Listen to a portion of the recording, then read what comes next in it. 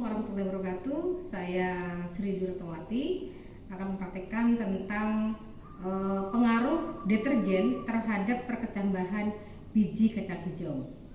Nah, di sini ada beberapa alat dan bahan yang kami gunakan, yang saya gunakan diantaranya. Yang pertama adalah kacang hijau yang sudah kami rendam, yang sudah saya rendam, dan untuk melihat mana kacang hijau yang berkualitas, maka yang mengapung nanti kami buang. Itu yang kita gunakan adalah yang tenggelam. Kemudian selain itu ada beberapa air yang masing-masing berjumlah 1 liter atau 1000 liter. Dengan perlakuan yang pertama adalah kontrol, kemudian 100% deterjen, 50% deterjen, 25% deterjen, 12,50% deterjen, 6,25% deterjen, dan 3,10% deterjen. Di sini tentu bahannya juga menggunakan deterjen yang sudah saya timbang dengan timbangan analitik.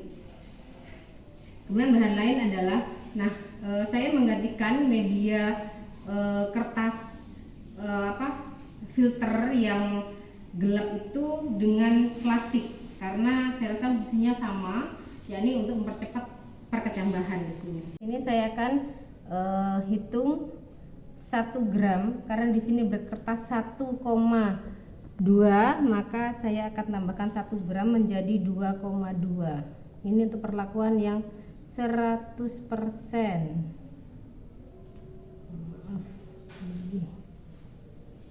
Selanjutnya saya akan melarutkan konsentrasi deterjen 100% kepada 1000 ml air. Oke, yang kedua perlakuan 50%, yang ketiga 20%,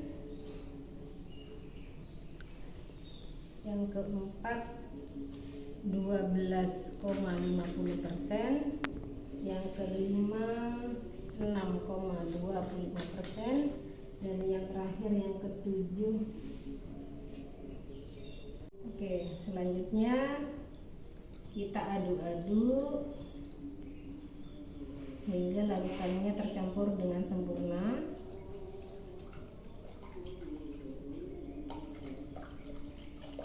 Masing-masingnya ya.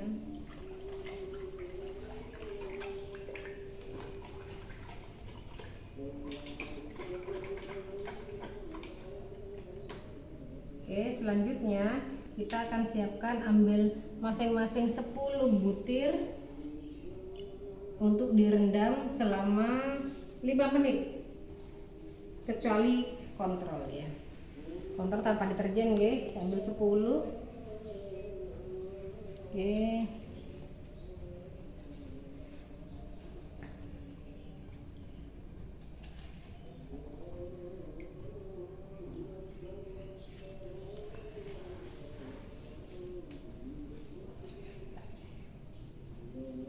Oke.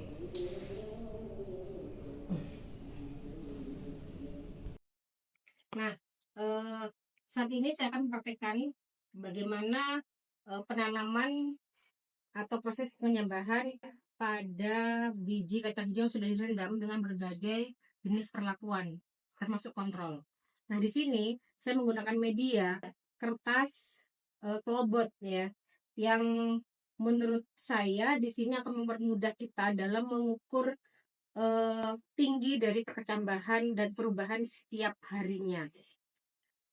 Dan kertas timah memang saya ganti dengan kertas dengan plastik warna hitam ini, tujuannya sama, yakni untuk mempercepat perkecambahan. Bahkan nanti untuk penyimpanannya juga saya sudah tutup dengan plastik yang warna gelap. Nah, yang pertama adalah kita ambil benihnya, kemudian kita tanam dengan posisi ditata begini, dengan posisi hilung berada di bawah 10.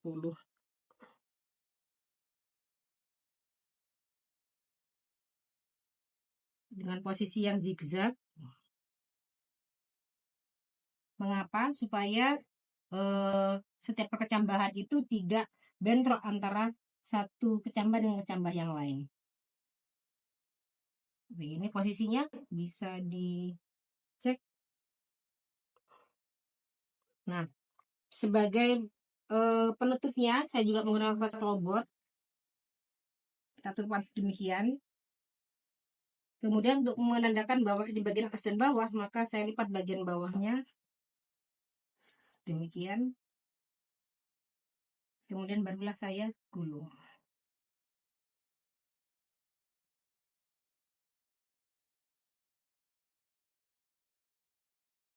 Nah, kemudian label pasang di sini, baru kita beri karet.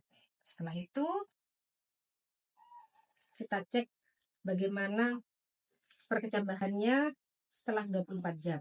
Nah, kita letakkan pada wadah yang juga tertutup, yang nantinya setelah rangkaian ini semua tertanam juga akan ditutup kembali dengan plastik hitam seperti ini. Nah, kita akan lihat pengamatannya setelah 24 jam kemudian. Baik, berikut ini adalah data hasil perkecambahan setelah melalui beberapa perlakuan, di mana benih setelah kami keluarkan dari media yang tertutup dan kedap dengan wadah tertutup warna hitam. Nah, ini pada hasil kontrol menunjukkan bahwa dari 10 benih yang biji yang ditanam, maka 100% semuanya tumbuh dengan sempurna, bahkan berkecambah dengan panjang yang cukup rata-rata panjangnya sama. Nah, ini konsentrasi yang 100% nampak dari 10 biji yang ditanam masih hanya ada 3 biji yang berkecambah. Pada konsentrasi 50% di sini ada 5 biji yang berkecambah. Pada konsentrasi 25% terdapat 4 plus 1 yang hanya baru tumbuh hipokotil ya, atau calon batang yang baru tumbuh. Di sini ada 1, 2, 3, 4, 5 biji yang belum berkecambah. Pada konsentrasi 12,5% di sini nampak 70% kecambah, biji berkecambah. Kemudian pada konsentrasi 6,25% ini 90% ya. Jadi hanya ada 1 biji yang belum berkecambah. Dan pada konsentrasi 3,10% di sini seluruh biji berkecambah, hanya saja panjang akarnya masih sangat beragam. Nah, demikian hasil perkecambahan sebagai pengaruh dari konsentrasi deterjen yang kita gunakan pada hari H+1.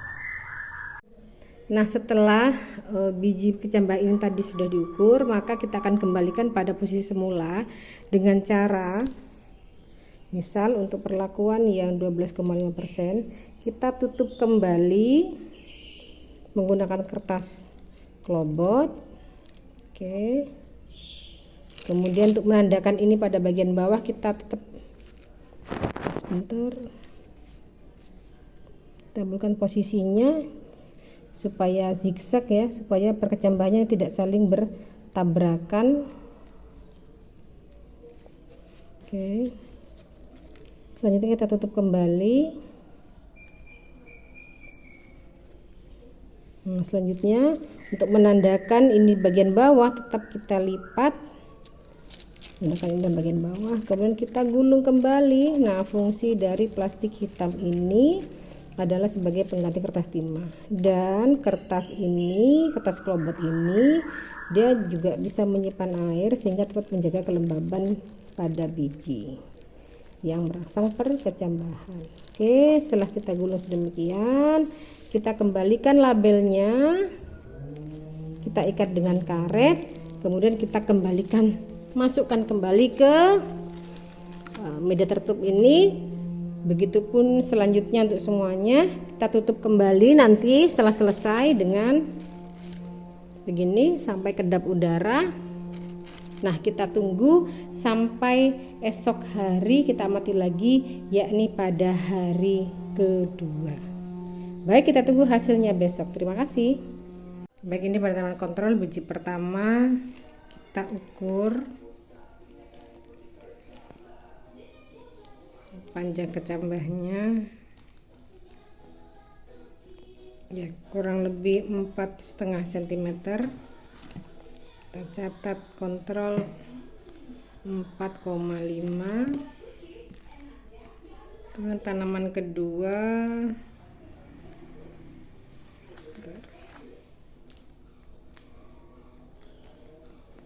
kurang lebih 7,5 cm ya, 7,5 cm. Tanaman ketiga ini adalah 5,5 cm dan seterusnya kita hitung.